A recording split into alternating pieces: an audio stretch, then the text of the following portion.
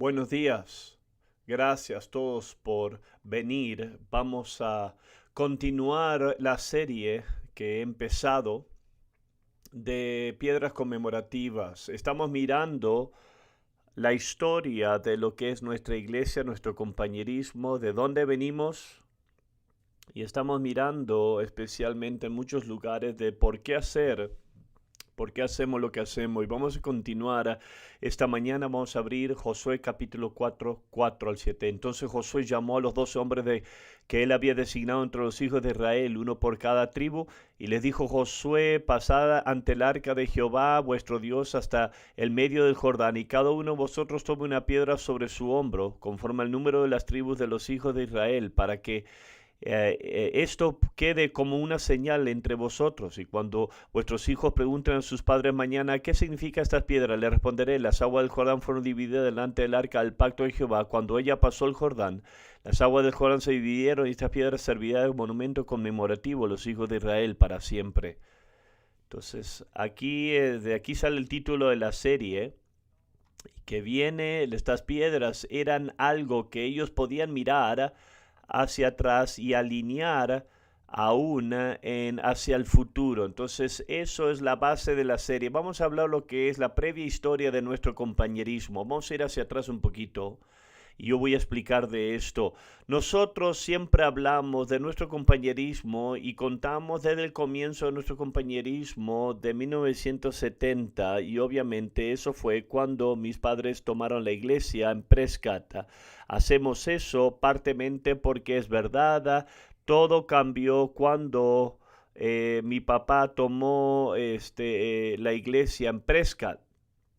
Él abrió las puertas a los hippies, nos llevó a evangelizar afuera de las cuatro paredes, y también lo que fue la dirección de nuestra iglesia fue hacia el discipulado y plantar iglesias, y eso fue diferentemente a la iglesia cuadrangular. Ellos no querían el camino donde estábamos yendo, y eso nos llevó a una separación. Vamos a hablar de eso más adelante. Entonces, partemente es lo que nosotros, la razón por qué nosotros decimos que empezamos en 1970, pero también hay cosas prácticas de la forma que hacemos, y eso es que cuando mi papá tomó la iglesia no había información del pasado, no había historia. No era como que la gente guardaba fotos en esos tiempos, no había historia en que se había escrito de la iglesia, y obviamente también no había computadoras en esos días, no había internet. Mi padre no podía buscar información en Google, no podían aún si quería, no existía en esos tiempos. Eso fue no era opción. Entonces yo he tenido 3 fotos del pasado, y yo las encontré, las recibí esa después que mi papá murió. O sea que papá no tenía información del pasado. La única información que mi padre conocía de la iglesia del pasado era que en algún tiempo en el pasado Chuck Smith, que él fundó después la capilla de Calvario, él sabía y conocía también a otro hombre, Fred Cowan, que había pastoreado, y el hombre que papá había tomado la iglesia, Sherman Smith. Era la única cosa que sabía del pasado de la iglesia. No tenía manera de decir la conexión o la historia del pasado.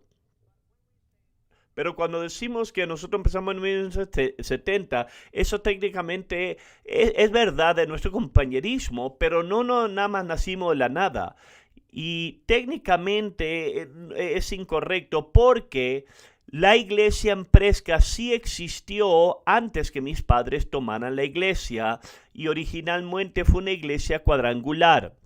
Entonces yo quiero ir atrás a la historia. Ahora yo tengo una ventaja y aquí, que puedo mirar el pasado a través del internet, y pude encontrar un poquito la historia de nuestra iglesia, de lo que es la perspectiva de la iglesia cuadrangular, y llegar hasta 1970. La iglesia cuadrangular fue empezada por la iglesia por esta mujer, una mujer llamada Amy Semple McPherson, ¿no? Ella era de Canadá, y esta mujer ministraba. Después aquí hay una foto de ella ministraba. Esta mujer hizo increíble impacto en Estados Unidos, ellos decían que ella tenía las reuniones más publicitadas en su tiempo, en su época. Hacía tremendas cruzadas, milagros, era una evangelista en fuego. La foto que usted vio,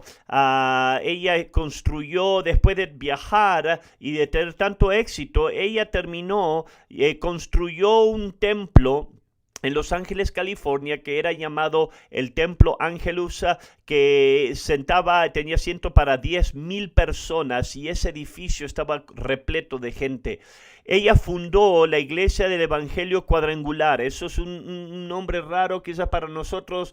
Si tú vas al internet, lo cuadrangular es una tienda donde vende cosas, pero en ese tiempo era la Iglesia del Evangelio Cuadrangular, y ella decía que habían 4 fundamentos.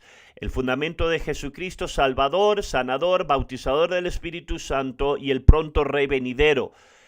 La iglesia cuadrangular y esas iglesias eran pentecostales, y ellos creían en la pretribulación, en el rapto de la iglesia. Entonces tú entiendes que históricamente los pentecosteses que creen en el rapto generalmente son los que ellos testifican más.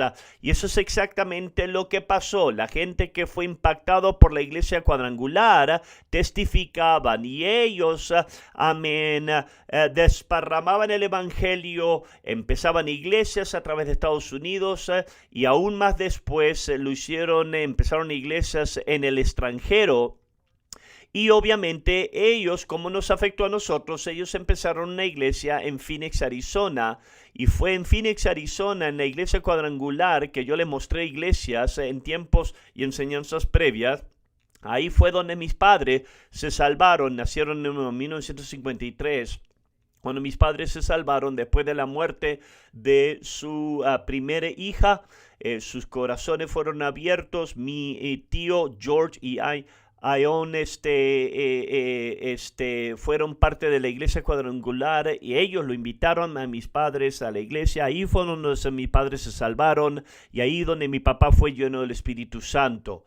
En Prescott, Arizona, la mención temprana del comienzo de la iglesia cuadrangular fue en 1932. A través de ahora tú puedes mirar cada edición de lo que es del periódico de aquí, de Existencia. Tú puedes encontrar, esto es lo más temprano, la mención más temprano de la iglesia cuadrangular en Prescott, Arizona, en la dirección 230 y medio, en la calle Montezuma.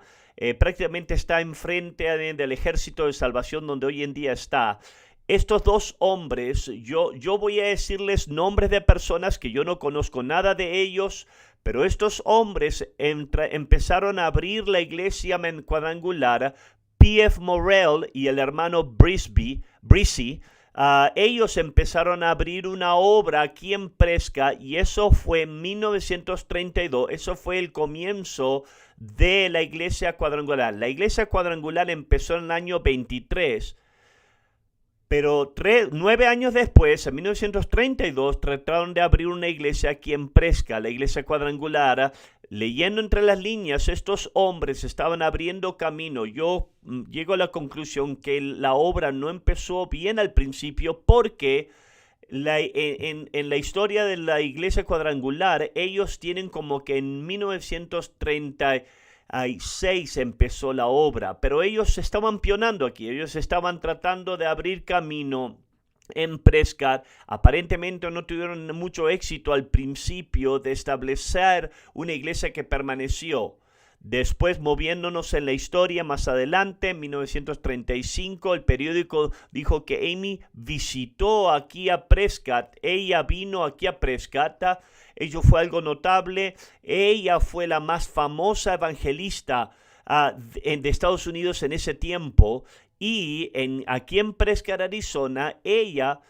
no tenemos todo el tiempo para leer aquí el periódico, pero tuvieron una convención en Phoenix.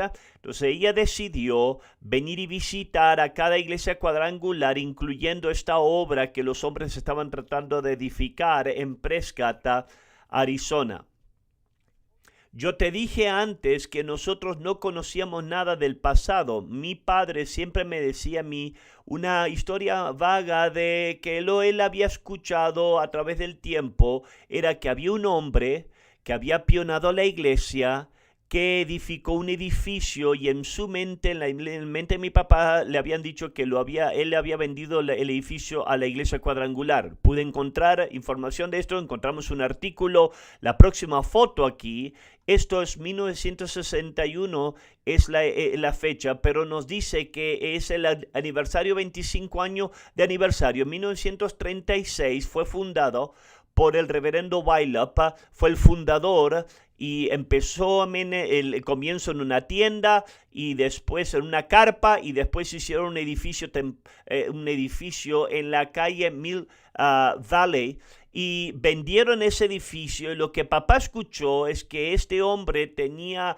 la habilidad de hacer construcción y él fue el que edificó el edificio en la calle Lincoln, donde ahí nosotros empezamos a ocupar cuando mis padres a mí vinieron en 1970. Entonces, esto es lo que la iglesia cuadrangular, ellos marcan esto, los hombres originales al comienzo quizás no fue muy bien, pero Dios los bendiga, ellos empezaron a abrir camino en Prescott, Arizona, 1936. El reverendo Wylop, él y su esposa pudieron ellos a lo que es edificar esto. La próxima foto aquí es un avivamiento, una nota de un avivamiento en la calle Lincoln ahora.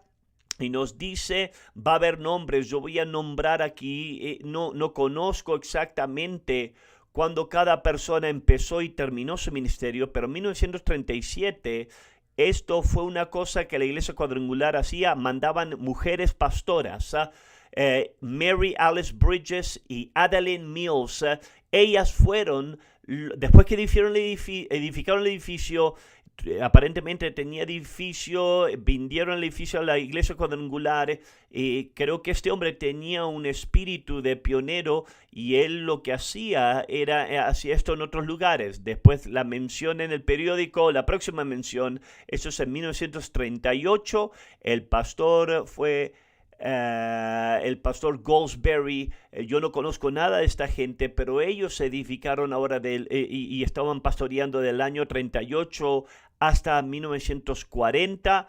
Después llegamos a la próxima mención aquí, la próxima foto. Esto nos dice que en este tiempo tuvieron, creo, alguien llamado Ernest McGrew. Esta gente nada más estuvo aquí por un año. Esto nos dice que en 1942 ahora el reverendo Huffman tomó la iglesia y fue el pastor en 1942. La próxima foto, 1946 ahora, el pastor fue S.L. Tyler, esposa, la pareja esta tomaron la iglesia en 1946 y esta es la lista aquí. En 1946, la próxima foto, esta foto es de Chucky K. Smith, yo les hablé un poquito de ellos. Él fundó lo que era la capilla de Calvario, Calvary Chapel. Esta foto fue en 1947, en su autobiografía dice, yo no lo encontré en el periódico, pero en su autobiografía nos dice que después de ellos casarse, un mes después de casarse, vinieron aquí a Prescott, Arizona. ¿Y por qué vinieron a Prescott? La razón por qué vinieron era que la hermana de Kay Smith, la esposa de Chuck, la hermana de ella fue E.C. Webster. Ella era la pastora de la iglesia cuando mi papá se salvó. Ellos fueron los supervisores del distrito, entonces los animaron. Entonces Chuck Smith fue el pastor aquí por un año aquí en Prescott, de 1947 a 1948. Chuck Smith pastoreó esta iglesia.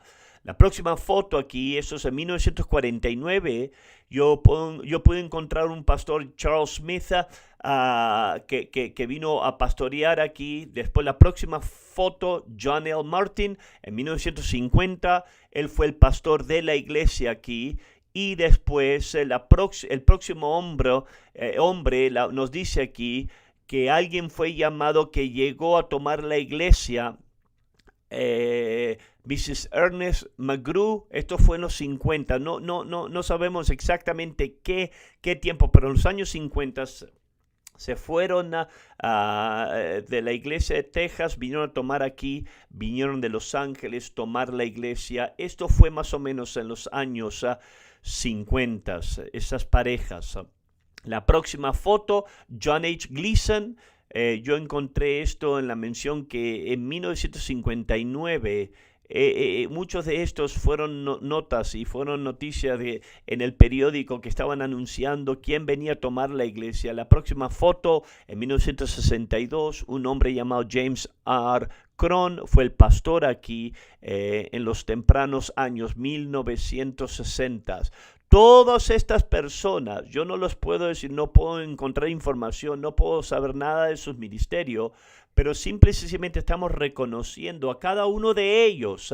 Después llegamos a 1963, ahora llegamos a alguien que yo conozco. La próxima foto aquí, esto es Fred y Laverne Cowan. Ellos vinieron en 1963, muy importante pareja aquí. En más 2 semanas más voy a hablar un poquito más de ellos, de Fred Cowan. Fred y su esposa, ellos estuvieron en la misma iglesia, salvos en Phoenix, en la iglesia cuadrangular, que mis padres, ellos se salvaron. Entonces, ellos fueron amigos de mis padres. Yo recuerdo que muchas veces tratábamos con ellos como niños. Yo recuerdo, yo voy a dar una historia después de ellos. Fred fue el hombre que nos abrió la puerta para ir a Australia y voy a decir esa historia más adelante, pero como yo dije, como todos saben, yo no pude decirle nada de los otros, pero sí tengo una poderosa foto aquí. Cuando Freddie Cowan vino aquí como pastor, primeramente esta foto nos dice aquí que fue una película. Muchos de ustedes sabían que mi papá amaba lo sobrenatural porque él vio películas de T.L. Osborne, de cruzadas de milagro. Él tenía y marcaba sus cruzadas con video, y eso fue el primer interés de mi padre, amén. Fred Cowan, amén, también tenía un toque sobrenatural de Dios en su vida, y él hacía lo mismo cuando él vino aquí, y fue patrocinado, que ahora Fred Cowan era, amén, el pastor, y él iba a mostrar una película de Osborne. Ellos pastorearon de 63 al 67. La próxima foto que vamos a mostrar, esto es una foto aquí cuando cuando alguien se salvó aquí. I. Cook, este es nuestro hermano I. Cook, se salvó en el ministerio de Fred Cowan. ¿No es hermoso esto? Amén. Él y su esposa estaba viniendo a la iglesia. Ike era un hombre duro, un pecador duro, finalmente vino y aquí se está bautizando. Está en la casa de Ike Cook en Chino Valley, se están bautizando en la alberca. Él está bautizando, Fred Cowan está bautizando a Ike Cook. Y esto es poderoso para nosotros en la iglesia de Prescott porque, amén, Ike Cook y su esposa fueron pilares de nuestra iglesia por muchos años. Él fue una tremenda bendición en el ministerio de la carpa en muchas maneras, ayudando a iglesias a través del compañerismo en muchas maneras, pero el impacto, amén, esto es algo que yo sí le puedo decir de Fred Cowan, su ministerio en Prescott, que Ike Cook se salvó bajo su ministerio. En 1967 se fueron a Australia. Yo voy a decir su historia más adelante. La próxima foto, esto es, recuerda esta foto, yo lo mostré, esta es la tierra, que esto es algo que Fred Cowan también hizo. Esta tierra es el lugar de la iglesia de Ruth Street. Fred Cowan fue el que pudo mirar más allá y compró la propiedad aquí para hacer la iglesia. Y cuando él estaba pastoreando la iglesia cuadrangular, aquí están dedicando a la iglesia. Creo que tienen una dedicación de edificio. No había edificio todavía, pero iban a dedicar el territorio, la propiedad aquí. El hombre en el medio con el saco gris, su nombre era Sherman Smith. Sherman y Aline Smith, ellos tomaron la iglesia, ellos pastorearon ante mis padres, pastorearon de 1967 al año 69, y después el final pastora que el pastor, este es el anuncio aquí. El pastor, 1970, el pastor Mitchell vino a lo que es tomar. Entonces aquí está mi punto, y por muchos años nosotros referíamos, no hablamos del pasado porque no lo conocíamos, no teníamos conexión, pero vamos a agarrar una escritura. Es por eso que yo tomo tiempo aquí, porque el principio se lo encontramos en San Juan 4, 37, 38. En esto es verdadero el dicho: uno es el que siembra y el otro es el que ciega. Yo os he enviado a cegar lo que vosotros no labrasteis. Otros labraron y vosotros habéis entrado en sus labores. Esto aquí, este es el principio bíblico, es que nosotros siempre beneficiamos de, labores antes de nosotros, de personas que labraron. La Biblia dice, hay gente que siembra, solamente siembra, nunca ven la cosecha. Todos esos nombres que yo les acabo de leer, los artículos, las fotos que yo mostré, nosotros le debemos a esa gente. Estamos en deuda con ellos. Yo no conozco su ministerio. Yo no puedo decirle, aparte de lo que es de Cowan y un poquito de lo que es Chuck Smith, yo no conozco nada de ellos personalmente, pero ellos oraron por Prescott. Y ellos plantaron semillas, y por eso, cuando mi padre vino, él fue un gran hombre, pero él no hizo esto solo. El beneficio del pasado fue Reinhard Bonnke, que estaba haciendo una cruzada en Malawi, y David Livingstone, él había trabajado y por años y nunca vio grandes números por sus labores. Y en Malawi, 150 años después, Reinhard Bonnke tuvo una cruzada de milagros y tuvo 150,000 personas que vinieron a su cruzada. Eso es una gran cruzada. Y cuando él estaba mirando a la multitud, él dijo que el Espíritu Santo le habló y le dijo: tú estás caminando sobre las lágrimas de generaciones anteriores. Y eso es un principio bíblico. Yo quiero tomar tiempo aquí y reconocer cada pastor, cada hombre, persona que trabajó en la iglesia cuadrangular. Nosotros le debemos a ellos, amén, y estamos agarrando el beneficio. Vamos a glorificar a Dios por esto. Gracias, Jesús, por su fidelidad, Dios, que nosotros estamos, oh Dios, agarrando el beneficio. Ahora, hablando del pasado, entonces ahora vamos a continuar la historia. La semana pasada empezamos con el plantar iglesias y quiero hablar de lo que es metas históricas y lecciones de plantar iglesias. Cuando empezamos a plantar iglesias, siempre al principio fue en el comienzo fue en Arizona, fue Wickenburg, Flagstaff, Tucson, Nogales. Y después nos fuimos a Cottonwood y otros lugares aquí en Phoenix. También y nos movimos aquí, seguimos plantando iglesias. Después tuvimos metas históricas a través del tiempo, y eso fue que la primera iglesia fue plantada en Nuevo México. Un hombre se salvó en la iglesia de Lincoln, Ernie Lister. Este hombre era un indígena navajo, y cuando él se salvó, él vino poderosamente, fue transformado, pero él decidió que él quería ir a una escuela bíblica india de nativos, y él se fue, y creo que la escuela estaba en Phoenix, y él fue en el movimiento de Dios que originalmente pasó, pero él pensó que él quería hacer esto, y él fue a la escuela bíblica. En sus propias palabras, él dijo: yo aprendí más en los primeros 2 meses de estar en la iglesia de Prescott que en los 3 años que estuve en la escuela bíblica. Entonces él terminó la escuela bíblica, colegio bíblico. Él estaba, fue un pastor de jóvenes que era una iglesia en Nuevo México. Y finalmente se dio cuenta y dijo: ¿sabes qué? Hice un error. Regresó, vino a la casa de mi papá y él se disculpó por irse. Mi padre no lo reprendió, amén. Le dijo sencillamente, Ernie, tienes que agarrar de Dios, encontrar a Dios y encontrar lo que Dios quiere de tu vida. Y él dijo que él tomó más o menos 3 días orando, buscando a Dios, y Dios le dijo a él: ve a Gallup, Nuevo México. Él fue a Nuevo México, Gallup, Nuevo México, empezó a caminar creyendo que Dios lo quería, que él esté ahí, y él empezó a creer en Dios por Gallup, Nuevo México, y él encontró un edificio en un pueblo. Tenemos la foto aquí, ahora es un negocio. Pero cuando él encontró este edificio y él vio que se podía alquilar, el problema era que él no tenía dinero. Él regresó a la casa de mi padre y él le dijo a lo que es a mi papá, lo que Dios le había dicho a él, que empiece una iglesia en Gallup, Nuevo México. Encontré un edificio que nosotros podemos alquilar. Mi padre fue, agarró el dinero, le dio el dinero y él pudo alquilar ese edificio, y ahí es donde la iglesia de Gallup, Nuevo México empezó su comienzo. Ahí tenemos unas fotos aquí del pasado.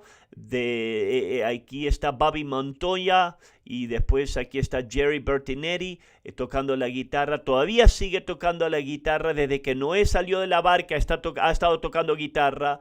Tenemos más fotos aquí y tenemos aquí una temprana foto, Artie Arrigan. Ahí está John Robinson en el medio.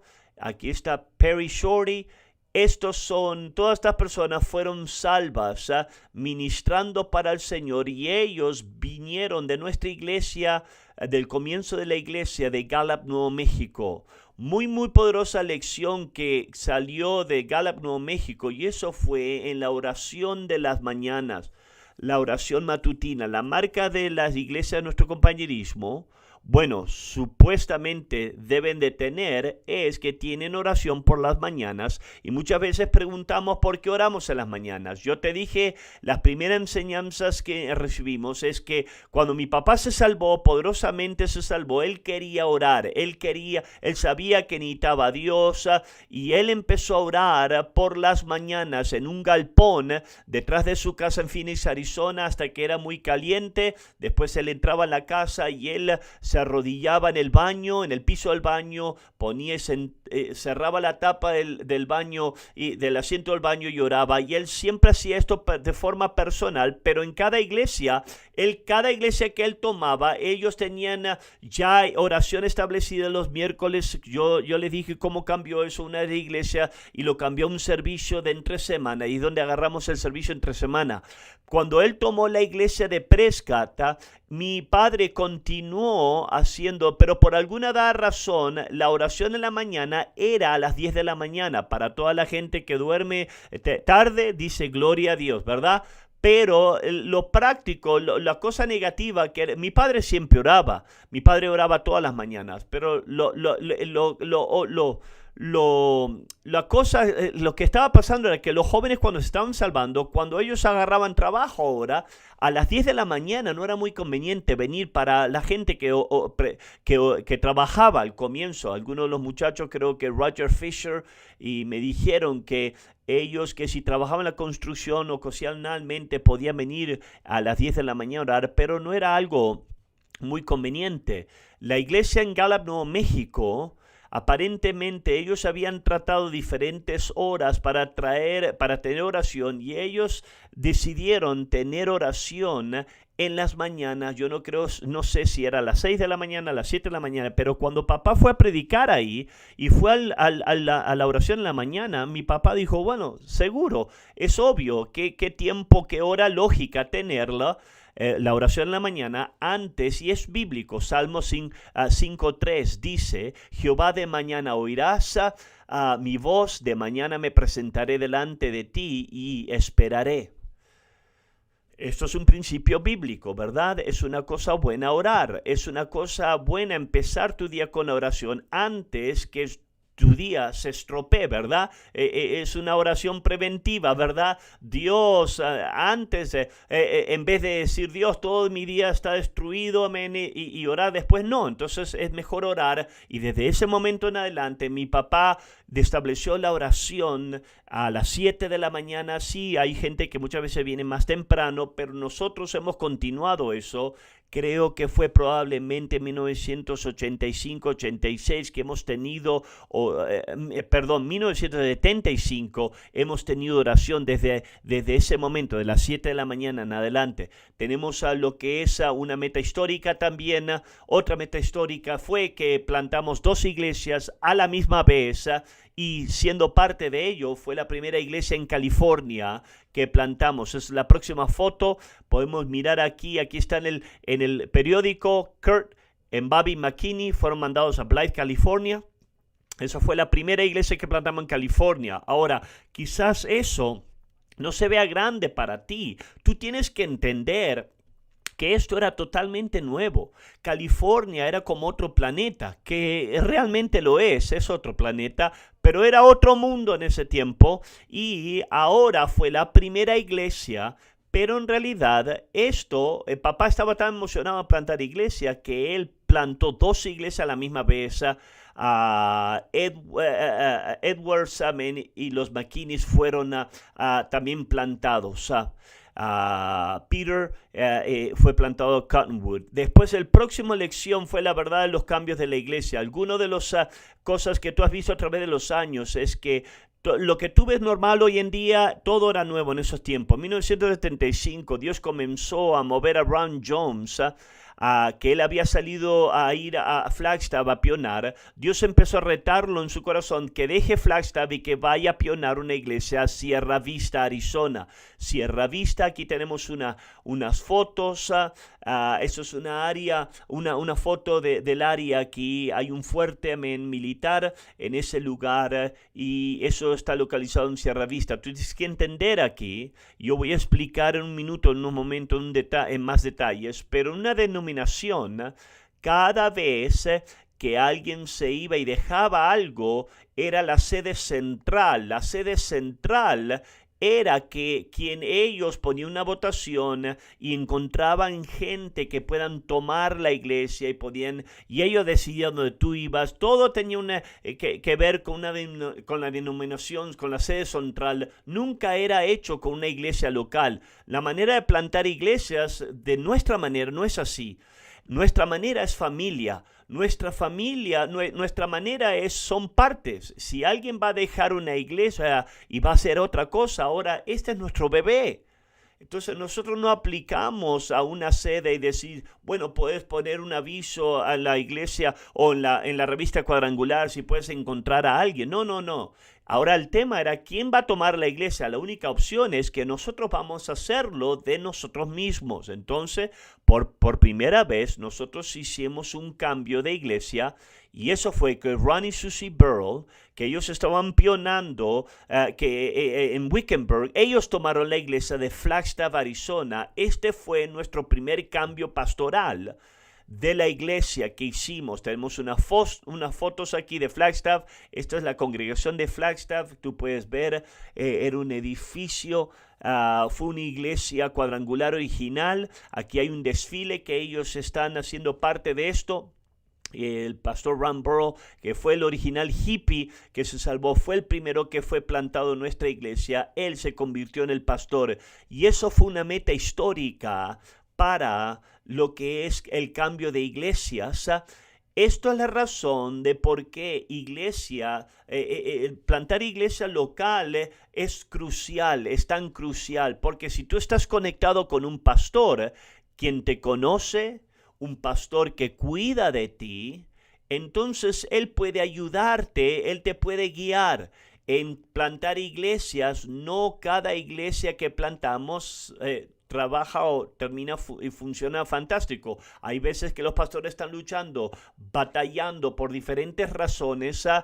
Se pueden sentir como que ellos que tienen que cambiar por diferentes razones, pueden sentirse frustrados. Si tú estás conectado con una iglesia local y un pastor, entonces él te conoce. Hay hombres que tienen espiritual ADD, quieren cambiar todas las semanas. No, tienes que quedarte ahí. Hay otros pastores que un pastor te ama y un pastor dice, ¿sabes qué? Si eso encaja con mi espíritu, sí, tienes que mudarte, tienes que mover. Yo viajo mucho y muchas veces pastores me dicen, bueno, estoy pensando hacer esto o lo otro. Me preguntan, ¿qué piensas? ¿Me tengo que mudar? No, espérate. Para eso tú tienes un pastor. Yo no soy tu pastor. Yo puedo ayudar a mis hombres. Tú necesitas hablarle a tu pastor. Y lo que eso trae en nuestro compañerismo es que estamos todos en esto juntos. Esto no es una máquina. No es nada más una organización, estamos todos juntos aquí y esto trae responsabilidades compartidas. Eso quiere decir que los pastores que toman iglesias ahora, ellos tienen que responder a la dirección de Dios. Si Dios los anima, los guía a un pastor que vaya a otro lugar, entonces están ellos para ellos responder y decir, sí Dios, voy a hacer tu voluntad. Por otra parte, si yo quiero ir, quizás está frustrado, tú dices, o quizás no tenemos una opción. No, el pastor dice, tienes que quedarte. Esos pastores tienen responsabilidades, congregaciones, tienen que fluir con lo que Dios está haciendo. Hay veces que cambios de iglesias, cambios pastorales, no son muy divertidos, ¿verdad? Hay gente que se salva bajo el ministerio de un hombre y se siente como que le deben algo a él. Entonces pelean en contra de la voluntad de Dios. Ahora el nuevo hombre viene, no está haciendo nada malo, él no es el hombre anterior, y entonces la gente se empiezan a luchar, pelear, tú eres el anticristo, ¿por qué? Porque no eres mi viejo pastor. Eso no va a funcionar, eso no ayuda a través de todo. Y también tenemos la tercera responsabilidad compartida, es discípulos, ¿verdad? Tenemos discípulos tenemos hombres que plantamos. Muchas veces quizás ellos van a pionar, ellos tienen que estar abiertos ahora si hay una necesidad. Esa es la voluntad de Dios y tienes que estar dispuesto a cambiar tu manera de pensar y responder. Responder a la necesidad es una válida manera de encontrar la voluntad de Dios. Todo esto junto a través del tiempo, en cada conferencia tú vas a ver nuevas iglesias que se plantan, pero también vas a ver cambios de iglesia donde un hombre va a otro, al extranjero, un hombre va a pionar y por alguna razón hay un cambio. Otras personas se mudan ahora y toman esa posición. La primera vez que pasó eso fue en Flagstaff, Arizona. Y vamos a avanzar ahora en nuestra historia. Si nosotros éramos parte de la iglesia cuadrangular, porque todavía no somos parte de ellos. Y eso es una historia larga que se desarrolló a través del tiempo. Vamos a empezar ahora y hablar de lo que es las primeras tensiones denominacionales. Una muy importante palabra, denominación. La iglesia cuadrangular, amén, es una denominación. ¿Qué es una denominación? Mira el diccionario, es un grupo de iglesias con creencias comunes marcadas por el control centralizado. Eso es muy importante aquí. Nosotros no somos una denominación, nosotros somos un compañerismo. Vamos a definir eso más adelante. Pero estamos hablando ahora de lo que es una denominación. Una denominación es nada más, es control centralizado y tiene que ver con tres muy importantes áreas. Número uno, con cómo ellos agarran nuevos pastores, cómo los pastores son entrenados y entran al ministerio. El control centralizado controla esto, la sede controla. Vas a la escuela bíblica. Cuando mi padre se salvó, una iglesia local en Phoenix, fue a su pastor y él le dijo, creo que Dios quiere que predique. A él le dieron la única respuesta que ellos sabían. Tú tienes que ir a una escuela bíblica. Esto es la denominación, el control centralizado. Una escuela bíblica. Tú te recibes ahí y ellos van a determinar dónde tu ministerio de ahí adelante. Entonces, denominación, control centralizado, entrenan pastores. Lo número dos, tiene que ver con misiones. Yo creo que Dios quiere que sea un misionero. Entonces, tú vas a lo que es a solicitar la Junta de Misiones. Ellos, parte de su organización, es simple y sencillamente contratar con misiones. Tú solicitas aquí, tú pones una aplicación, tú quizás te preguntan preguntas y determinen tu manera y tu estado. Y lo que la Junta de Misiones determina eso, tu pastor no determina eso. Hay veces que ni conoces a esta gente, ellos no te conocen a ti, tú no los conoces a ellos, tú pones una solicitud y ellos concuerdan o desacuerdan, ellos son los que apoyan. Todo el dinero para las misiones solamente va al control centralizado. Las iglesias locales no son que las iglesias que mandan el dinero, mandan todo el dinero al control centralizado. La tercera parte, plantar iglesias, Y es aquí ahora donde vamos a ver que esto fue lo que causó tensión. En cada iglesia, en la iglesia en el mundo, tienes pastores que van a otros lugares, que renuncian, tienes pastores que mueren por alguna razón, muchas veces se abren iglesias. Entonces, ¿quién decide quién va a pastorear ahí? En una denominación, tú tienes lo que es el control centralizado o tienen distritos. Y la iglesia cuadrangular tenía distritos y el supervisor del área del distrito tenían amén de Arizona, de California. Ellos eran quienes ellos determinaban quién va a tomar estas iglesias o quién va a pastorear. Entonces ahora, dándote ese trasfondo de historia, en nuestro comienzo, al tratar de llenar las iglesias, porque, amén, el problema de un control centralizado es que tú terminas con muchas iglesias abiertas porque no conoces a gente personalmente. Yo tenía muchas iglesias abiertas. La iglesia cuadrangular nos permitió llenar algunas de sus iglesias existentes porque mi padre le empezó a decir a los poderes más allá: hey, ¿sabes qué? Tengo parejas aquí que están llenos de la vida de Dios y el fuego de Dios, ellos están listos, pero no han ido a una escuela bíblica. Entonces, la única manera la iglesia cuadrangular que podía ser pastor era ir a una escuela bíblica. Entonces, actualmente esto fue revolucionario para la iglesia cuadrangular. Ellos estaban disponibles ahora a poner parejas que no habían ido a la escuela porque no tenían opción. Esto solucionó el problema. Tengo una iglesia vacía. Yo le dije, como mi papá vino, no tenían pastor por 3 meses, tengo una iglesia vacía. Bueno, tienes una pareja, un joven, ponlos en ese lugar. Entonces, Dios bendiga a la iglesia cuadrangular por permitir eso, pero conociendo la naturaleza humana, que yo predigo que ninguno de los muchachos que mandamos de nuestra iglesia fueron gente, amén, no tomaron iglesias poderosas, fueron iglesias pequeñas, amén, que iglesias que estaban batallando. La expectativa era que estos jovencitos que no están entrenados van a luchar van a batallar como los pastores de la iglesia cuadrangular. Pero ahora vino un problema. Muchos de ellos no batallaron. Muchos de ellos, amén, no fracasaron. Las iglesias empezaron a crecer. Las iglesias empezaron a tener éxito en número sin ir a una escuela bíblica. Entonces, por nuestra parte, eso es fantástico. Están teniendo avivamiento en Phoenix, Flagstaff, Tucson. Eso es hermoso. Tienes que entender esto. Esto creó tensión en la iglesia cuadrangular. La tensión número 1 es que el éxito de los discípulos pastores amenazó los fundamentos. Imagínate esto, que eres un pastor de la iglesia cuadrangular. Tú pagaste dinero para convertirte pastor. Tú gastaste dinero para recibirte. Tú trabajaste años para cualificar. Y conociendo la naturaleza humana, el ser humano le gusta títulos, ¿verdad? O doctorado, no sé cuáles son para los ministerios hoy en día las palabras que se abrevian.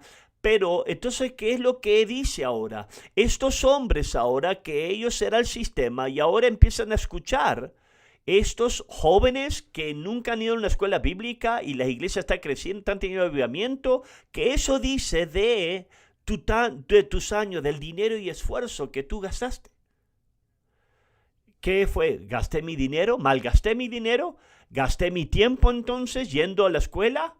Fui a la escuela, estoy luchando aquí. Aquí está este hombre que estaba en drogas hace unos años atrás y ahora está creciendo. Imagínate, ahora tú eres un pastor de la iglesia cuadrangular que es un profesor en la escuela bíblica y de repente Wayne Mitchell le está diciéndole, la escuela bíblica no es la manera de entrenar a hombres para el discipulado. Esto causó tensión. Esto no estaban aplaudiendo las manos para esto. Ellos estaban enojados de esto. La tensión número 2 fue la tensión del territorio. Yo, amén, agarré de lo que y aprendí del sistema iglesia cuadrangular que tenían éxito, te hacían un supervisor del distrito, de la zona. Entonces imagínate, esto no es único a la iglesia cuadrangular, esto es verdad para cada organización del mundo. esto no es nada más un trabajo, un ministerio, esto es un reino ahora. Esto es mi área. Entonces lo que pasó es que teníamos hombres que tenían supervisores que ellos se sentían que todo un estado, toda una área, toda una región, ellos se sentían que esto es mía. Entonces ahora de repente Wayman Mitchell aquí viene de Presca y dice, ¿sabes qué? Quiero plantar una iglesia en esta ciudad, en tu área. Entonces ahora la reacción común era, hey, ¿sabes qué? Yo he tenido mis ojos en esa ciudad. Sí, pero no significa nada. Entonces el pastor Mitchell se atrevió a plantar hombres en sus áreas.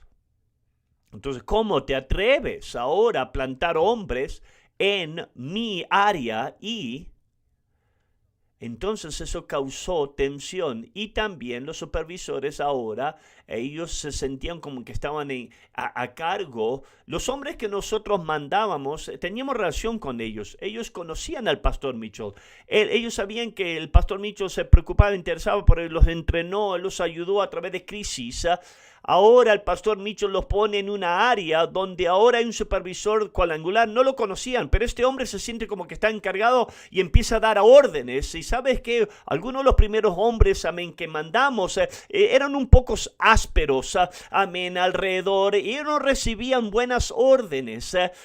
Órdenes buenas, no jugaban bien con otros, no recibían buenas órdenes de buena manera. Y yo me disculpo, muchos de ellos eran aún rudos, el rechazar lo que era esta hora y pensaba y hablaban lo que pensaban, y esto causó tensión, fuerte tensión con la iglesia cuadrangular. Nuestra manera de plantar iglesia fue el comienzo de la tensión de lo que ellos llamaban el compañerismo de Arizona y la iglesia cuadrangular. Yo voy a hablar un poquito más adelante, en unas enseñanzas más adelante, porque fue un proceso gradual. Tengo algo más, un tiempo para algo más. Yo le hablé la semana pasada de la obra en México, la historia. Nuestras iglesias en México son un milagro. Nuestras iglesias en México nacieron en términos humanos por accidente. Plantamos una iglesia en Nogales, Arizona. Acuérdate, el edificio que compramos, mi papá no vio lo que fue el contrato bien y no lo pudieron ocupar por los próximos 6 meses. ¿Qué hicimos? Entonces empezaron una obra en México, en Nogales, Sonora, México, y eso fue un milagro. Dios empezó a hacer milagros. Nuestras iglesias son edificadas con conversiones, y conversión es un milagro. Lo que nosotros necesitamos el Espíritu Santo hacer lo que nosotros no podemos hacer. Yo viajo, y gente me pregunta, ¿cómo salvas a gente?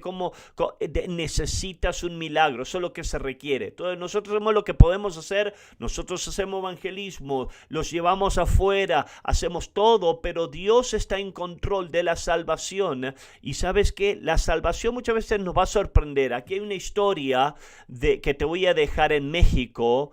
Jack Harris, que estaba pastoreando las dos iglesias en Nogales, Arizona, y en Nogales, Sonora, y empezó a hacer cruzadas. Es una historia para otro tiempo. Pero él empezó a hacer una cruzada de milagro, y la palabra se desparramó y empezaron a hacerlo en otros lugares. Empezamos a agarrar iglesias en Obregón, en diferentes áreas donde hicimos cruzada. Pero la palabra empezó a desparramarse de lo que Dios estaba haciendo. Y un día él recibió una carta de una mujer de una villa, un pueblo en México, y le pidió, por favor, la próxima vez que pases por aquí, podrías parar, necesito hablar contigo. Por alguna razón, él fue, habló con ella. Este lugar fue un pueblo muy pequeño. Yo no recuerdo lo que George me dijo. Creo que había 1,000 personas viviendo. Y era que el sacerdote católico se había ido de la iglesia y por mucho tiempo no tenían a alguien que el reemplace, y dejaron a una monja encargada en esa iglesia. La monja empezó a ministrar en la fe católica lo mejor que ella pudo hacer, pero la monja empezó a leer la Biblia. Y cuando la monja empezó a leer la Biblia, ella descubrió que Jesucristo dijo, necesitas nacer de nuevo. La monja católica se salvó. Y ella, sí, esto es un milagro. Y no nada más ella se salvó cuando ella empezó a ministrar en la iglesia católica. Ella empezó a decirle a la gente, tú necesitas nacer de nuevo. Y la gente de la iglesia, todos se terminaron salvando. Ella siguió leyendo la Biblia y ella dijo, en la palabra de Dios, Él no quiere que nosotros adoremos a ídolos. La iglesia está lleno de ídolos, de fotos. Entonces ella lo que dijo, necesitamos deshacernos de todo esto. Ellos agarraron una camioneta y de repente bajaron todas las fotos, todas las estatuas, sí. Imagínate esto. Y ellos, amén, tiraron estas imágenes en el basurero de la ciudad. Esto fue la mujer que le pidió a Jack Harris que venga y él está diciendo esta historia. Y ella le dijo, un día ellos van a mandar a alguien aquí, yo voy a estar en serios problemas, le dijo. Y ella dijo, necesito que ores por mí.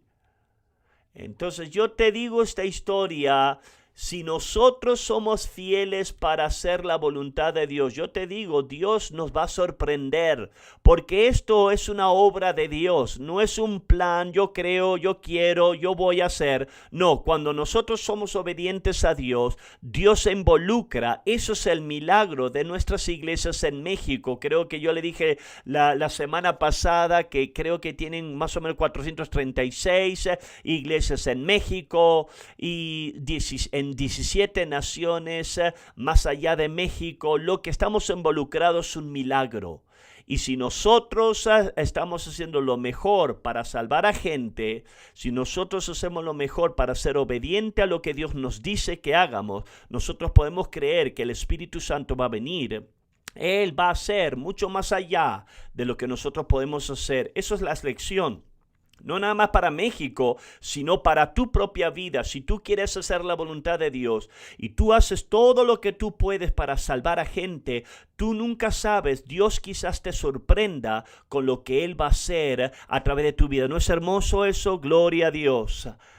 Amén. Vamos a lo que es parar aquí y vamos a lo que es a avanzar en el servicio de la mañana. Dios lo bendiga.